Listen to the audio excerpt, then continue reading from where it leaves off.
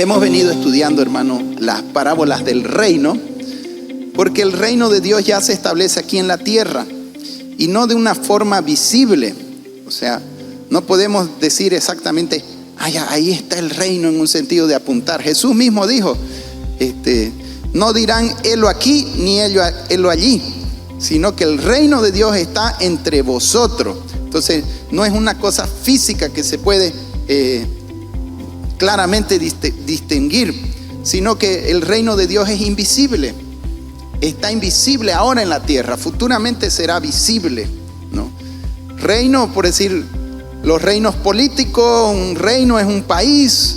Usted puede ver la manifestación de esos reinos. Cada gobierno, cada persona que ejerce una cierta autoridad es un reino. Y usted puede ver ese reino, puede ver físicamente su lugar de, de un partido político. Usted puede ver esos reinos, cómo se manifiesta, lo que hace. Pero el reino de Dios no así, no tiene una posición física todavía aquí. Lo tendrá, porque ahora el reino se está manifestando en el corazón de las personas, en primer lugar. Entonces, y como no podemos ver los corazones, difícilmente vemos cuánto de reino tiene alguien, si está en el reino, no lo está. Pero la palabra nos trae revelación respecto al reino, este reino invisible, para poderlo entender, comprender, porque evidentemente el reino de Dios está entre nosotros. Amén.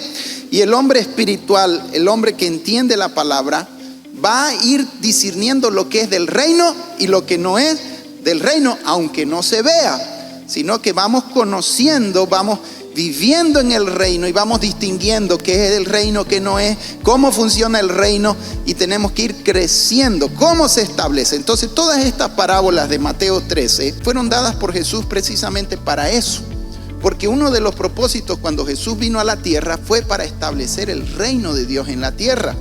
El Rey del cielo vino a establecer su reino a la tierra. El reino empieza a partir de la venida de Jesús. ¿Por qué? Porque el Rey vino a la tierra a establecer su reino diciendo: arrepentíos porque el reino de los cielos se ha acercado, ¿no? Entonces, cuando el hombre se arrepiente de sus pecados y se rinde a Cristo el Rey, esta persona pasa a estar en el reino.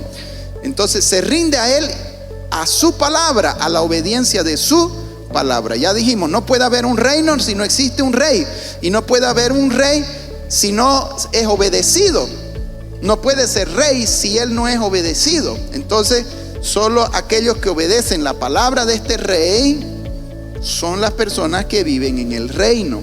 Este es el único reino que permanecerá para siempre. Entonces, vivir en el reino de Dios es vivir en las cosas eternas. Y es por eso que Jesús dice: busquen primero el reino de Dios y su justicia, que las demás cosas serán añadidas. O sea, este reino es tan importante y es más importante que todas las demás cosas, porque todo lo demás es pasajero, pero el reino es eterno. Entonces, yo tengo que buscar el reino. No está ahí palpable, es algo que busco, es algo en lo que vivo, es algo que camino, buscar hacer la voluntad de Dios, buscar su palabra, buscar la voluntad del Rey. Entonces, el reino crece primero en mi corazón, va creciendo en el mundo por los hijos sembrados, y estos hijos sembrados, trigo, se tienen que ir transformando en iglesias. Y entonces hay un crecimiento interno de la iglesia, ¿me entiende? O sea, misiones produce iglesias. Entonces, la tercera parábola ya no se enfatiza en el crecimiento de la iglesia. ¿Cómo yo tengo que interpretar la Biblia? ¿Cuál es la ley que enseña la hermenéutica? Toda palabra, todo verso de la Biblia se interpreta con la misma Biblia, ¿ya? ¿Y cómo debe interpretarse? En primer lugar, el contexto. Tengo que buscar el significado del contexto. Entonces, cuando usted lee un versículo en la Biblia y quiere saber qué es lo que realmente quiere decir, empieza a leer más atrás. Y cuando lee más atrás, usted se da cuenta que su significado a veces no es el que usted creyó, sino lo que quería decir desde más atrás. Entonces, la primera herramienta de interpretación es buscar el contexto. Como se dice, texto sin contexto es pretexto, ¿ya? Y de ahí es como muchas falsas doctrinas y falsas iglesias enseñan mentiras fuera del contexto. Si la interpretación de lo que estoy tratando de leer no está en el contexto, entonces la siguiente herramienta a la que tengo que acudir es a buscar la interpretación dentro de la misma Biblia, pero interpretarla con la misma Biblia. ¿Me entiende? O sea, puede ser que no esté en el contexto inmediato, pero puede ser que esté en otro libro de la Biblia, algo que me hable referente a lo mismo y me ayude a interpretar lo que estoy leyendo. ¿Me entendiste? Entonces en ningún momento yo puedo agarrar la Biblia y decir, a mí me parece que esto significa esto significa esto. No. Eso es totalmente mal para hacer una buena interpretación de la Biblia. No puedes tener interpretación privada. ¿Entendió?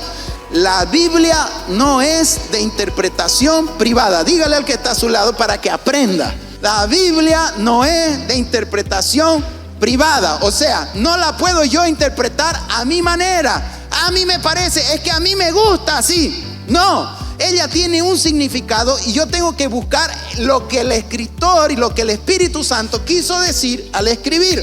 Quien escribió ahí la voluntad de Dios fueron hombres, pero usados por el Espíritu Santo. O sea que nadie mejor que el Espíritu Santo sabe lo que quiso decir cuando eso se escribió.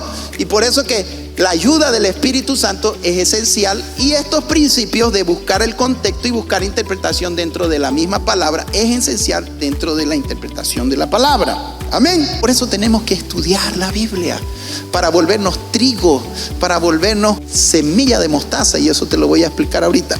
¿Ya? Nace la dificultad en estas dos parábolas de que no tienen una interpretación, entonces tengo que acudir al contexto. ¿Ya? Y vamos allá, vamos ahora a entrar en la parábola. Amén. Con estas pautas claras en mente. Entonces aquí él les dice, el reino de los cielos es semejante. Como esto es una parábola, semejante quiere decir paralelo. Él te está enseñando una verdad física que se asemeja a una verdad espiritual. Cuando entiendo la física, por la cual estoy más relacionado, puedo entender la espiritual, la cual no veo ni entiendo. Entonces, pero ambas son verdades. La física es una verdad y la espiritual es una verdad relacionada. Entonces, el reino de los cielos es semejante al grano de mostaza. ¿Qué sería aquí el grano de mostaza? Todas las parábolas siempre tienen un versículo clave de interpretación. Y usted tiene que buscar o una palabra o un versículo clave. ¿Ya?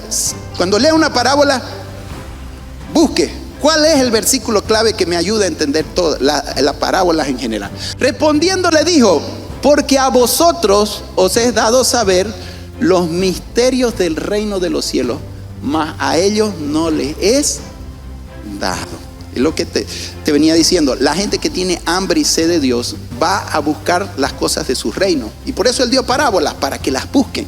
Y los que no les interesa, no se entienden, allá quedan y no les importa. Entonces ahí que queden en su ignorancia. Pero los amantes de la verdad van a buscar. Y de hecho por eso los discípulos venían a Jesús. ¿Y qué quiere decir esto? Porque querían. En cambio los demás, Jesús dio la parábola y se fueron. No les importó, se fueron ahí medio sin saber nada de lo que Jesús dijo, como muchos que vienen a los cultos y no entienden, o van a la misa y se van con lo mismo sin entender nada. Pero esa no es la voluntad de Dios. Es que tú seas un hambriento de la palabra y entiendas los misterios del reino. Entonces en primer lugar nos está diciendo que el reino son misterios. Misterio quiere decir algo oculto que necesita ser revelado. Existe, está ahí, es real. El reino está en la tierra, pero no lo veo. Necesito quitar un velo que me ayude. Y las parábolas, lo que él está diciendo aquí, porque a vosotros es dado los misterios. O sea, todas estas parábolas nos están revelando una misma verdad. El reino, los misterios del reino. Entonces nos habla de una unidad. Quiero que entienda aquí. Nos está queriendo decir que todas estas parábolas, las 7 parábolas, 8 según algunos la toman, todas ellas juntas tienen una sola interpretación. ¿Cuál? Los misterios del reino aquí en la tierra. Entonces no puedo yo interpretar estas parábolas y decir, la semilla significa el pueblo de Israel en el Antiguo Testamento. No, me está hablando del reino que fue establecido a partir de la venida de Jesús. Porque me está diciendo que todas ellas son el misterio del reino establecido desde que Él vino a fundar su iglesia aquí en la tierra. Entonces eso me cambia muchas interpretaciones erradas que vamos a ver más adelante. Este principio, que todas estas parábolas de alguna forma se interpretan ellas a sí mismas. Amén. ¿Están entendiendo? Porque todas tienen el mismo fin. ¿Qué principio aplicaría yo para interpretar esta parábola de la semilla de mostaza si no tiene interpretación? ¿A dónde tendría que ir yo para interpretarla en primer lugar? A las otras parábolas. ¿Captó o no captó? Según este principio, yo, si quiero saber del reino, para interpretar una parábola, tengo que ir a las demás parábolas. Lo que se entiende en una es aplicable en la otra. Y pienso que Jesús no dio la interpretación de estas dos parábolas precisamente porque ya las había dado en la anterior. ¿Qué vendría a ser el grano de mostaza? Vamos a entender la interpretación en base a la otra parábola. Otra parábola le refirió diciendo, y ve también al decir otra, está casando la una con la anterior.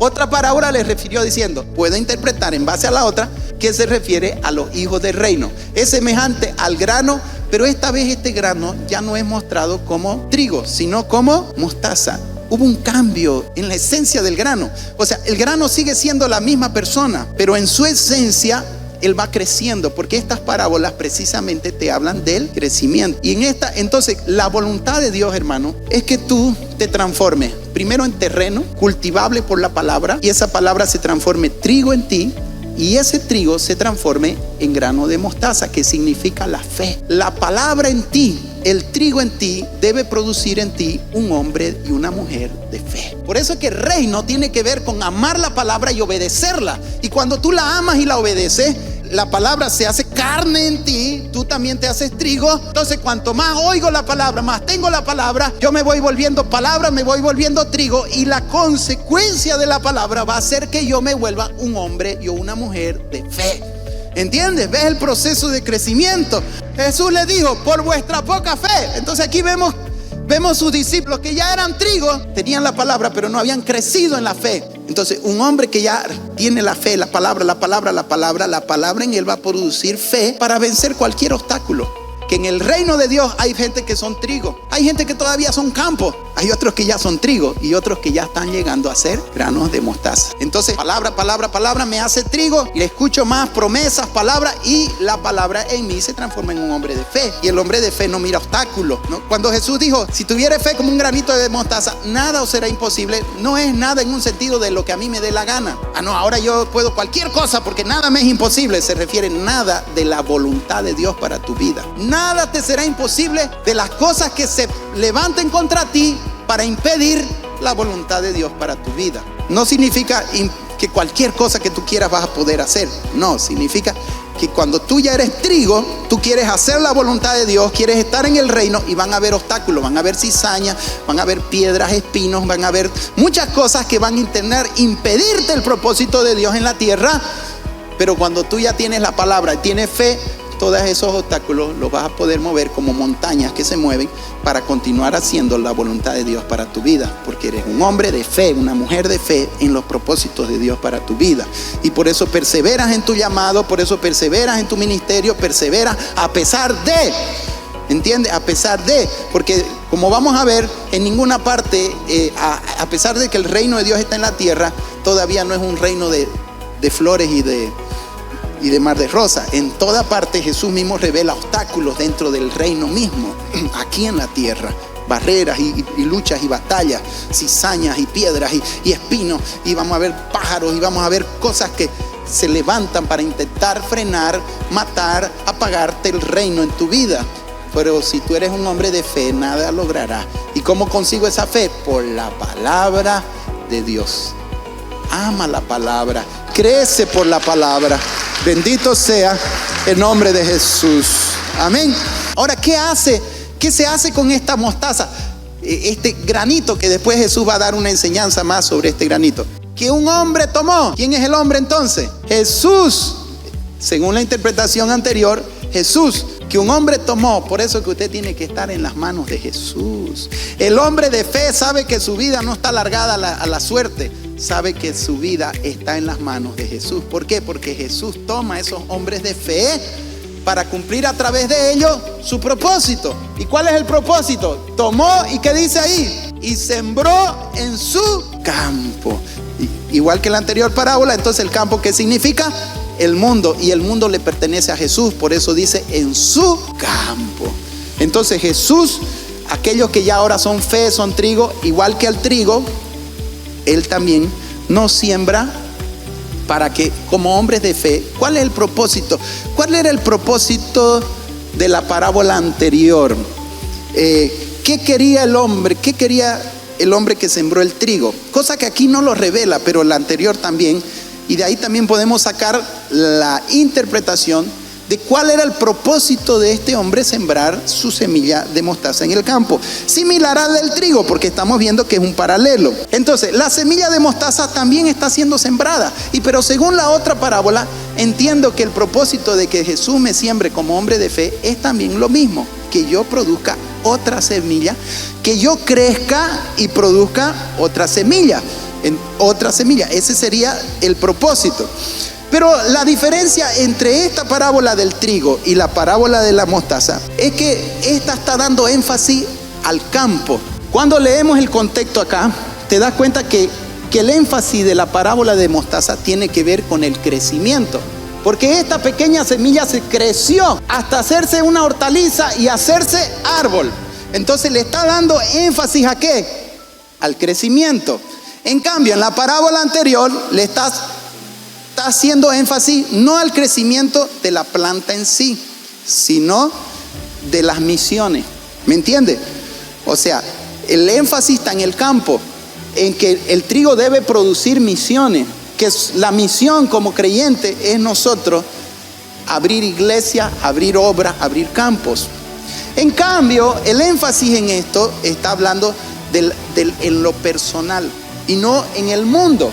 Como le explicaba al principio, la primera parábola se trata del crecimiento del reino en el corazón. La segunda parábola se trata del crecimiento del reino de Dios en el mundo. Y la tercera y cuarta, que son estas dos, se trata del crecimiento de la iglesia. ¿Está entendiendo? Ya como iglesia, ya como personas, como algo interno. Entonces, pero el propósito sigue siendo el mismo, pero el énfasis está en el crecimiento de la planta en sí, más allá de que su misión sigue siendo la misma. Y la voluntad de Dios, hermano, es que tú crezcas en el reino. Hay hermanitos que todavía su fe, ahí viene un viento y se lo quiere arrancar ya. No tienen raíces, no están firmes en el reino. Peor, van a producir otras semillas cuando ni ellos mismos logran ser plantas. El énfasis aquí está en el crecimiento, ya como iglesia, como individuo dentro del cuerpo, el cual a la verdad es la más pequeña de todas las semillas. Y aquí Jesús, dentro de lo que Él viene comentando, Él hace un paréntesis. Es como está enseñando algo y dice a la verdad. O sea, hay aquí una verdad que no se tienen que olvidar. El crecimiento, te voy a explicar algo. El crecimiento tiene un aspecto positivo y tiene uno negativo. Y es de lo que Jesús va a hablar después. Entonces, para poder explicar el crecimiento, el negativo, para decirte, ten cuidado con la parte negativa del crecimiento. Y Él nos da esta pequeña, entre comillas, Él nos da una advertencia, como en todas las otras, que hay un aspecto negativo. ¿Y cuál es la advertencia aquí? De la cual, en la medida que tú vayas creciendo, porque quiero que entiendas esto, hay un potencial tremendo en la semilla. Y eso es una de las cosas maravillosas que esta parábola revela. ¿Cómo? ¿Sabe qué? Dice que el grano de mostaza es más chico que la cabeza de un alfiler. ¿Cómo puede una cosa tan pequeñita transformarse en un árbol, un arbusto? Una de las cosas maravillosas que trata de enseñarte esta parábola, que el Señor hace de cosas insignificantes cosas maravillosas. Y es lo que Él hace con los hombres de fe. Y lo que está tratando de decir aquí es que nunca te olvides que tú un día fuiste grano de mostaza. Nunca. No te hagas el grande. Ten cuidado cuando seas arbusto, cuando ya estés produciendo semillas. Nunca te olvides. Por eso dice a la verdad. O sea, mantén esta verdad mientras creces. Nunca te olvides que un día solo fuiste. Porque de verdad un día, hermanos, seremos reyes y sacerdotes y reinaremos con Cristo para siempre. Es la forma en que el reino empieza. Siempre empieza con semillas de mostaza, con lo insignificante. Y esto te dice a la verdad. Nunca te olvides cuando crezcas de dónde viene.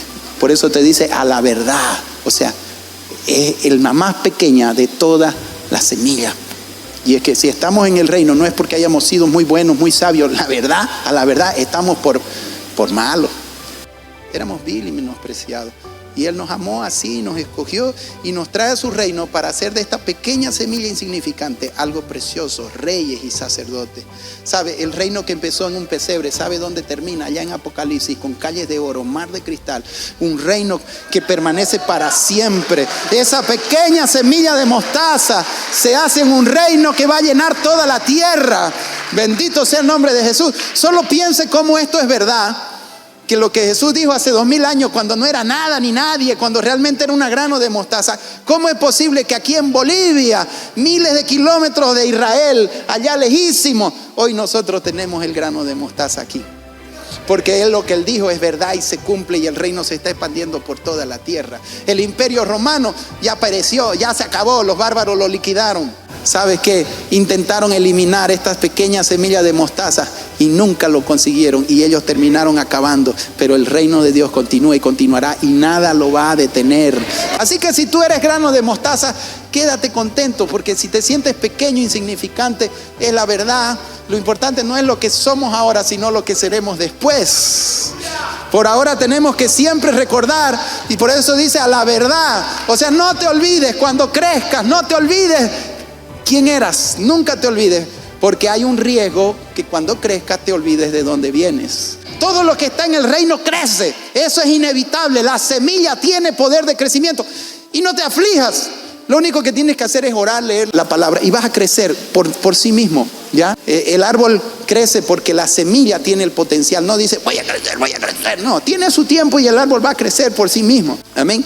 Y lo más maravilloso es que Dios es quien da el crecimiento. No menosprecie las pequeñeces. Usted que está empezando su iglesia, usted que está ya con un grupito carcero, no menosprecie, no sabe las cosas grandes. Amén. Usted que predica a los niños, pero aquí estoy con los niños, y eso que a veces ni vienen, y uno se siente menos con las cosas pequeñas. Pero nunca menosprecie. Usted no sabe, para Dios no hay cosas pequeñas. Todo es grande, todo es importante. Un niño, ese culto, aunque la gente no responde, aunque la gente se duerma, y aunque lo que sea, aunque parece que no fue un éxito, sembraste la semilla. El potencial no está en lo que tú haces, en la misma semilla. La semilla tiene su potencial y ella va obrando adentro y va creciendo, y cuando menos piensa, esa semilla está produciendo fruto. A mí me sembraron la semilla a mis 15 años unos albañiles que fueron a construir la casa de mi padre allá, cuando yo no sabía nada del evangelio. Eran secta el evangelio para mí. Pero entró la semillita, y a mis 19 años, 4 años después, dio fruto. No fue en vano lo que esos albañiles hicieron. Me hicieron recibir a Cristo. Se fueron, no supe más nada y seguí mi vida en el mundo. Pero la semillita quedó, y cada vez me acordaba, y cuando acordé, después ya estaba convertido. Porque hay un poder de crecimiento en la semilla. Amén. Crea en ese poder. Crea que aquel que empezó la buena obra la va a perfeccionar en ti, en tus seres queridos. Puede que tus hijos no estén en la iglesia ahora, pero tienen la semilla, y en su tiempo esa semilla va a dar su fruto. Amén. Hay poder. Por eso este es el aspecto positivo de esta parábola. El poder de crecimiento es muchas cosas. De que como una pequeña semilla puede transformarse en algo tan grande. El potencial de la semilla está en la palabra. Desead como niños recién nacidos la leche espiritual, para que por ella crezcáis para salvación. ¿Qué es lo que nos hace crecer? La palabra. Hay un potencial que te hace crecer como la leche al niño. Así tiene poder la palabra. El cual, a la verdad, es la más pequeña de todas las semillas. Pero cuando ha crecido, mira el potencial, es la mayor hortaliza. Hasta aquí estaba todo bien. Fíjense que el énfasis no dice es la más grande. ¿Qué dice? Es la mayor. Entonces, el aspecto positivo del crecimiento y cómo Dios ve el crecimiento de Dios no lo ve en grandeza en términos humanos. El crecimiento para Dios tiene que ver con lo más importante. Por eso que el crecimiento más importante para la iglesia no es numérico, sino espiritual. Porque de lo contrario diría, es la más grande de las hortalizas, sino que dice, es la mayor, dándote a entender que como semilla tú tienes que crecer como un arbusto, que todas las hortalizas llegan a ser arbustos, diferente del trigo que es una hierba, ¿ya? Entonces, de todos los arbustos, la iglesia es la más importante. ¿Me entiendes? Dios creó las instituciones y todas las cosas que están por ahí, pero la más importante, no la más grande, porque es la más importante, siempre va a ser la iglesia, porque tiene un valor de importancia. Por eso dice la palabra mayor. Amén. ¿Cuál era el propósito de la semilla? Dijimos hace rato, producir fruto, no crecer por sí misma. ¿Me entiende eso? Y este es un gran error doctrinal que hoy vemos en el reino de Dios. Las iglesias quieren hacerse árboles. Las iglesias solo les interesa grandeza. Y esa es la parte negativa y el gran peligro del crecimiento. Cuando del crecimiento interior empezamos a enfatizar el crecimiento externo y vamos perdiendo la misión para la cual fuimos llamados. O sea, en primer lugar, las aves que anidan ahí se comen la semilla. Y si el propósito de la planta es producir semillas, ¿cómo podemos decir que esas aves son positivas? Y ellos interpretan que las aves representan las naciones.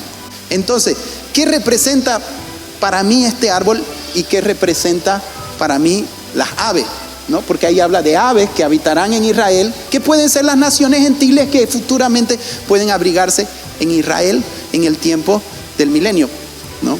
Podría interpretarse, o sea, tampoco estaría mal del todo interpretar esta parábola de esta forma, pero desde mi perspectiva y en el contexto no concuerda, ¿ya? Porque la hortaliza no se puede hacer árbol, y segundo, porque las aves en el contexto significan los demonios en realidad. Abra su Biblia ahí en una parábola anterior, en la primera, porque ya dijimos que todas estas parábolas deben interpretarse dentro de ella misma, y es la primera ley de interpretación. Primero el contexto, después me voy a buscar más lejos cuando no hay cerca. Entonces la primera sería la que está más cerca. ¿Y qué representa las aves en las mismas parábolas del reino? Cuando alguno oye la palabra del reino y no la entiende, ¿viene quién? Entonces, ¿qué son las aves? El malo que se come las semillas del corazón. Por eso es que para mí estas aves representan los demonios que se meten en la iglesia y se comen la palabra de aquellas. Ahora, ¿dónde está el problema? ¿Y por qué sucede esto? Porque muchas iglesias o muchas personas van creyéndose tan grandes que ya no se conforman con ser hortalizas, ahora quieren ser árboles.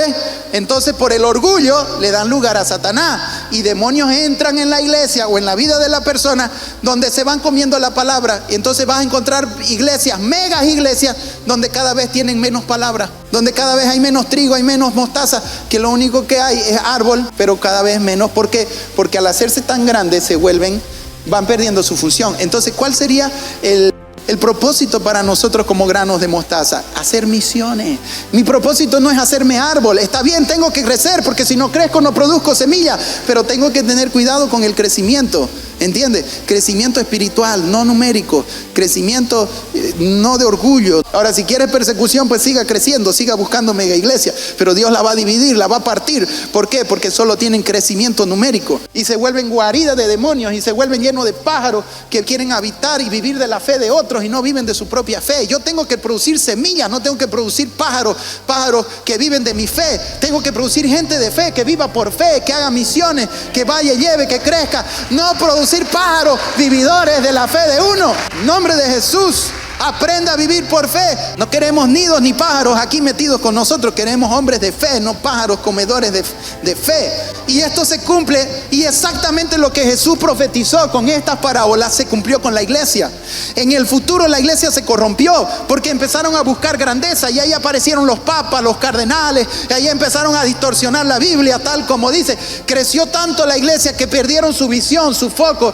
¿Por qué? Porque pierden la visión misionera y lo que buscan es grandeza tanto personal, y eso viene de la corrupción de los mismos líderes que van perdiendo su visión de crecimiento y buscan un crecimiento en otra dirección, ¿no? Entonces mire, ¿en qué queda al final? Dice, esta iglesia que se han llenado de orgullo, y clamó a gran voz diciendo, ha caído la gran Babilonia, se ha hecho habitación de demonios y guarida de todo espíritu inmundo, albergue de toda ave inmunda y aborrecible. Entonces, ¿qué significan las aves para mí en este árbol? Significan demonios.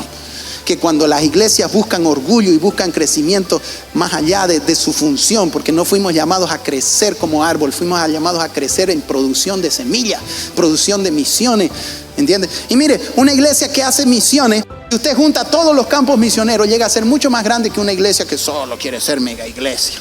Entonces ahí aparecen iglesias con la visión celular, megas iglesias con apóstoles y sistemas piramidales, pero que se llenan de demonios, de gente no convertida, que no hacen misiones, donde su énfasis no está en esparcir la semilla, sino en crecer como tal. Y es por eso que tienen tanto problema esas iglesias de gente no convertida. ¿Por qué? Porque hubo una desviación en el sentido de, está bien que crezcamos, pero hay una parte negativa y de la cual hay que tener cuidado. Crezcamos y reproduzcámonos. Crezcamos en la palabra. Esa es la parte positiva de la cual tenemos que agarrarnos más que todo. Y la otra como una advertencia. Otra parábola les digo: el reino de los cielos es semejante a la levadura que tomó una mujer y escondió en 3 medidas de harina hasta que todo fue. ¿Cuál es la interpretación que dan la mayoría de las iglesias de esta parábola? ¿Ya? Ellos dicen que la levadura es el reino que tiene un poder potencial para hacer crecer la sociedad. A ver, te explico. Ellos interpretan, la levadura es el reino, ¿ya? La mujer no le dan énfasis, no dicen quién fue, una mujer cualquiera. Y la masa, la sociedad, ¿no? Y como el énfasis está en el crecimiento, entonces ellos dicen, lo importante de esta parábola es que la levadura tiene un potencial tremendo, que siendo tan pequeñita, 3 medidas de harina daba para comer 150 hasta 200 personas, era una gran cantidad de harina. Entonces, ¿cómo una cosa tan pequeñita metida dentro de la masa logra influenciar toda la masa? Hasta cierto punto esto es verdad y se puede aplicar en el reino aquí en la tierra, porque es verdad, el reino tiene un potencial de crecimiento que poco a poco usted se va a ver que va entrando, el reino va entrando en cada esfera de la sociedad, ¿no? Hoy ya usted escucha gente diciendo que Dios te bendiga, ¿no? Allá en Brasil ni qué hablar, allá si aplicamos esto, allá ya se leudó la masa, podemos decir, porque así lo dicen ellos, ¿no? Allá hasta en los noticieros, ¿no? Vaya con Dios, que Dios te bendiga, paz de Dios, misericordia. Son términos que han entrado ya en la sociedad y la gente común, todo el mundo habla, porque el potencial de crecimiento del reino afectó toda la sociedad. Entonces, desde esa perspectiva podemos decir que es cierto, pero si vamos a interpretarla mejor con el contexto de la palabra, porque para mí esa interpretación es una interpretación privada. ¿De dónde se sacan ellos que la levadura es el reino? Entonces, a partir de ahí es que la mayoría dicen eso, porque en la primera frase, cuando usted lee aquí, mire, dice, otra parábola les dijo, el reino de los cielos es semejante a la levadura que tomó una mujer. Entonces, cuando yo solo tomo esa frase, el reino es como la levadura, entonces yo aplico y digo, el reino es la levadura. Pero cuando yo leo el todo y leo la palabra como, entonces me doy cuenta que no solo el reino es la levadura, el reino también es la mujer, el reino es la levadura. O sea, tiene que ver con el reino, la levadura, la mujer, lo que lo tomó, las partes de harina, ¿entiende? Si yo quiero, entonces ellos se basan en solo tomando la primera frase, pero eso sería dejarlo corto, porque él no dice que el reino de Dios es solamente la levadura. En el contexto de la Biblia, hermano, la levadura es negativo en toda la Biblia, ¿ya? En toda la Biblia. Ahora, ellos se basan, no puede ser la levadura algo negativo porque el reino de Dios no es negativo, porque dice, el reino de los cielos es semejante a la levadura. Entonces, ¿cómo? Si el reino de Dios es poder, es gozo, es justicia, ¿de dónde la levadura va a ser algo negativo? Pero vámonos a la parábola anterior, donde vemos que en el reino de Dios hay cosas negativas. Si tomáramos ese dicho de que la levadura es el reino y solo el reino tiene cosas positivas, podríamos darle razón, pero cuando leemos el contexto dentro de la misma parábola, vemos que hay cosas en el reino que no son todas positivas. Por decir, enviará el Hijo del Hombre a sus ángeles y recogerán ¿de dónde? De su reino. ¿A quiénes? A todos los que sirven de tropiezo y a los que hacen. Entonces en el reino hay gente que hace tropiezo y iniquidad, que son la cizaña, y para mí en este caso es la levadura. ¿Me entiende? Entonces, en el contexto no tiene fundamento decir que la levadura solo es positiva, porque si leemos el contexto vemos que también en el reino hay cosas negativas. Y de hecho, para mí, esa levadura representan exactamente esto, los que son de tropiezo y los que hacen iniquidad, interpretando en base al contexto, lo que les enseñé desde un principio, ¿entiendes? Entonces puedo tomar el mismo contexto para interpretar. Bien, volvamos a la parábola, al 33. ¿Qué significa la mujer? Para mí, la mujer significa la iglesia, ¿ya? Porque en el contexto de toda la Biblia, la mujer es iglesia. Jesús se casa con la iglesia, eso está en Efesios 5:8, ¿no? Y mire qué maravillosa es la palabra. ¿Cómo la interpreto yo? Primero, ¿qué somos? Terreno. El terreno, cuando recibe la palabra, se tiene que transformar ¿en qué? En trigo. Cuando la palabra y el trigo va creciendo, se transforma ¿en qué? En semilla de mostaza. Y esa semilla de mostaza me tiene que llevar a la intimidad con Dios. Y la intimidad con Dios me lleva a ser esposa. ¿Me entiende? Mire el proceso de crecimiento en Dios. Ya yo no estoy dudando si Dios existe o no existe. Ya eso ya era cuando era mostaza. Ahora tengo convicción. Ya esas cosas pasaron para mí. Hoy yo llevo una intimidad de esposa con Cristo. Entonces ve el crecimiento hacia donde Dios nos quiere llevar, para que vamos a la intimidad a ser esposa. Entonces, en el contexto de la Biblia, la iglesia, y por eso te digo, el árbol significa la iglesia, la mujer significa la iglesia para mí. Entonces, la iglesia tiene que crecer con él. El aspecto positivo de esta parábola, porque para mí tiene uno positivo y uno negativo, es este. El positivo es la mujer. Ya, es la mujer y la función de la mujer, que vamos a ver ahorita. Al final, en Apocalipsis, ¿dónde termina la mujer? Gocémonos y alegrémonos y démosle gloria, porque han llegado las bodas del Cordero y su esposa se ha. Aquí vemos una esposa preparando pan, harina, porque la iglesia tiene que agarrar el trigo, que son los hermanos de la iglesia, agarrar la palabra, que es el trigo, y elaborarla. Yo ahorita estoy produciendo pan, te estoy agarrando, no te estoy leyendo el trigo. Si yo te leo la Biblia ya, interprete usted como quiera, yo te di trigo. Pero al interpretarla, yo la tuve que digerir y transformar en pan. Entonces, para mí esto significa así. La mujer representa a la iglesia especialmente como líderes. Y las masas representa la iglesia como ovejas. Porque la iglesia, los líderes de la iglesia están trabajando ¿a quiénes? A la masa. ¿Entiende? A la masa. Y pastor, ¿y de dónde se saca usted que la masa son las ovejas? Porque en la parábola anterior dice que nosotros somos trigo. Y entonces la iglesia, los líderes de la iglesia trabajan el carácter y van formando harina del trigo, de su vida. Y al mismo tiempo trabajan la palabra para transformar alimento. Entonces para mí la mujer son la iglesia como líderes y la masa la iglesia como ovejas. Que en algún momento tienes que crecer en intimidad con Dios para que un día tú también te vuelvas mujer. ¿Entendiste eso? Entonces, la masa son las ovejas. Dice, por eso es que todo lo que está escrito tiene un propósito. 3 medidas de harina, ¿dice o no dice? ¿Qué significa para mí las 3 medidas de harina? Ya dije, la masa significa la iglesia, las ovejas. Y las 3 medidas para mí significa espíritu, alma y cuerpo. Que nada está en vano ahí.